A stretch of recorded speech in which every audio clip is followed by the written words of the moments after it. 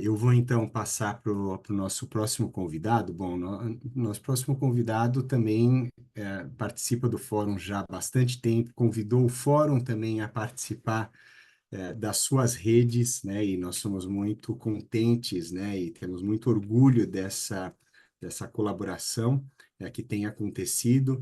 E também tem representante no GT de condições respiratórias crônicas do Fórum CCNTs. Então, que é a Sônia Martins.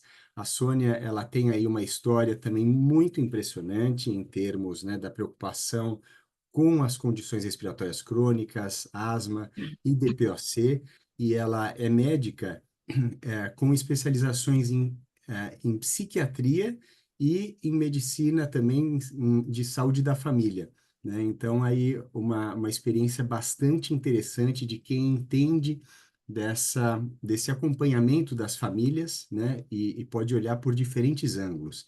E por isso, a Sônia, ela vai nos ajudar a responder a seguinte pergunta: como instrumentalizar a atenção primária à saúde para um bom trabalho com asma e outras condições respiratórias crônicas? Muito obrigado pela presença, Sônia.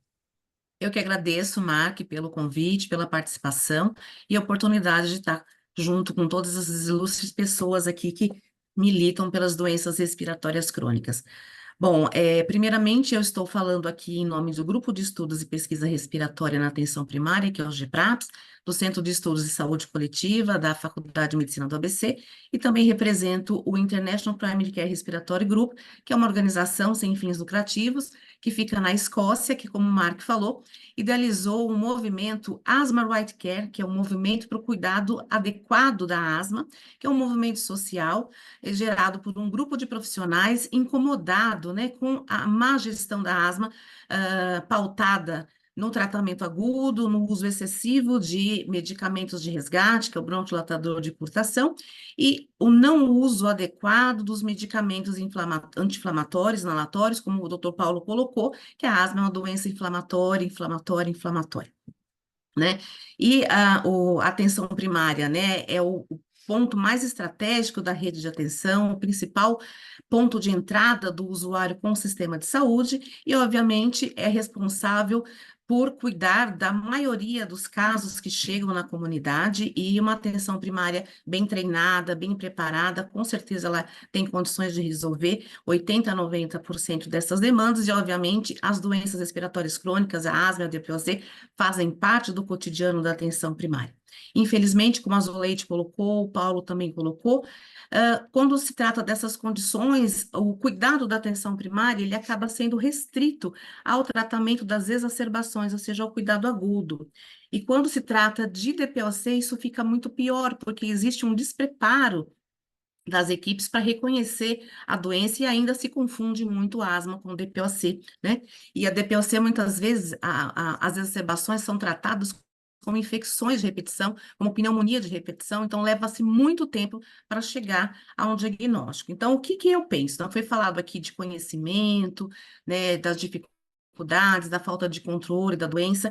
Eu acho que, primeiramente, é aumentar a conscientização sobre a doença, ainda existe um despreparo, um desconhecimento, os pacientes falam, eu fui no falou que eu tinha bronquite, depois ele falou que eu tinha asma, e por fim falaram que eu tinha essa tal de DPOC, né? E aí me mandaram para o pneumologista, que foi o sujeito que realmente fez o diagnóstico. Então, a gente tem uma falta de pneumologistas no Brasil, acho que os colegas que estão aqui podem confirmar isso.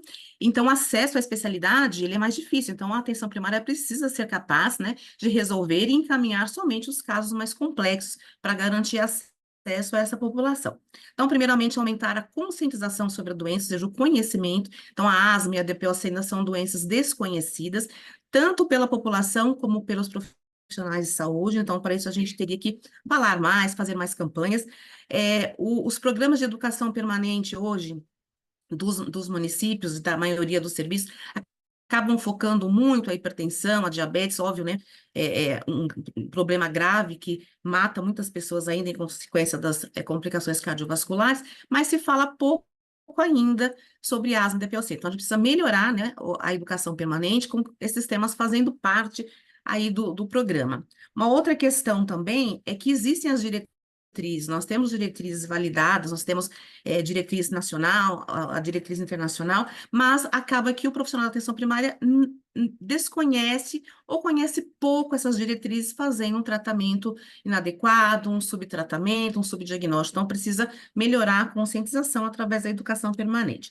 Outra questão também que eu vejo é a troca, né, entre os níveis de atenção. E aí eu trago para cá a atenção primária e a atenção secundária, que são os pontos de atenção que precisam estar bem próximas, bem unidas. Acho que o doutor Marcelo vai contar uma experiência bem exitosa. Então, a gente precisa aproximar a atenção secundária da atenção primária, fazer com que essa atenção secundária se responsabilize também em educar essa atenção primária, melhorar os mecanismos, né, de contra-referências, os mecanismos de feedback, estratégias de matriciamento, seja ele presencial ou remoto, as teleconsultas compartilhadas, para fortalecer essa equipe para que ela realmente faça a gestão dos casos leves e moderados e possa receber, né, o compartilhamento do cuidado de forma responsável quando a atenção secundária já achar que esse paciente pode ser acompanhado na atenção primária.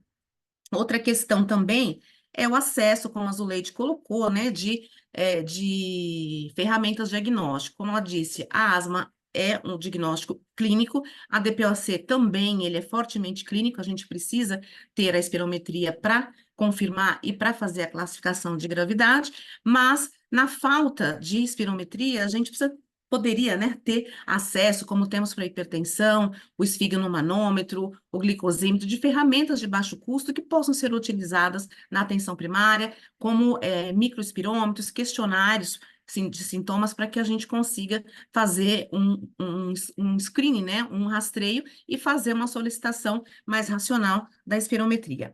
Uma outra questão também que a Zuleide colocou, que é muito importante, apesar da gente ter acesso, graças a Deus, né, aos medicamentos, o LABA, corticoide inalatório na farmácia de alto custo, tem muitos estados que o médico da atenção primária não pode fazer a primeira prescrição, só o especialista. E se eu tenho pouco especialista, como que eu vou tratar? Então, a gente precisa melhorar, rever isso também. Então, para mim, né, os pontos principais para melhorar, né, o processo de trabalho são esses, e uma questão fundamental que nós temos, a linha do cuidado, que foi uma diretriz lançada pelo Ministério da Saúde.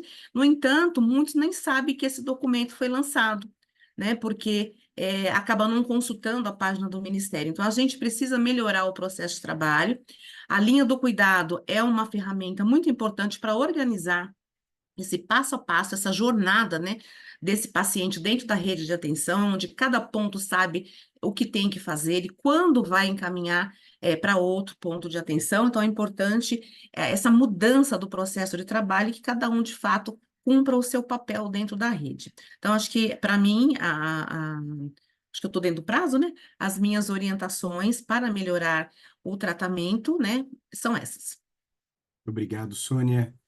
Fiz algumas anotações aqui, algumas anotações das suas orientações aqui muito importantes, né? Acho que algumas a Zuleide havia citado até, e você aprofundou a explicação de por que elas são tão importantes, né? Acho que aí esse acesso à linha de cuidados, né, que você trouxe, acho que a gente muitas vezes não imagina, né? Imagina que, bom, a linha de cuidado é publicada pronto, tá resolvida, né? E Isso, não é bem assim, né? Cuidado, mas precisa ser conhecida. Daí, como ela vai exato. ser disseminada, como os profissionais vão ser treinados, né, para passar a usar essa linha de cuidado. A mesma coisa, acho que a Zuleide tinha iniciado também essa fala sobre o que está disponível na farmácia de alto custo, né, e que nem por isso agora essa incorporação, né, beneficia toda a população que necessita daquele medicamento, né, porque a farmácia de alto custo ela é de mais difícil acesso do que se o medicamento estivesse na atenção primária, né? Exato, Mark. E só para complementar o que você falou, existem municípios que têm padronizado na Remume algumas das medicações que estão no programa de alto custo. E devido a essa falta de conhecimento, né, essa falta de familiaridade com esses problemas, a gente vai analisar internações continua elevado e quase não sai prescrição. Ou seja, então o problema é muito maior. Então, acho que a falta de ter o medicamento ali ajuda muito, mas eles precisam estar familiarizados para poder fazer essa prescrição.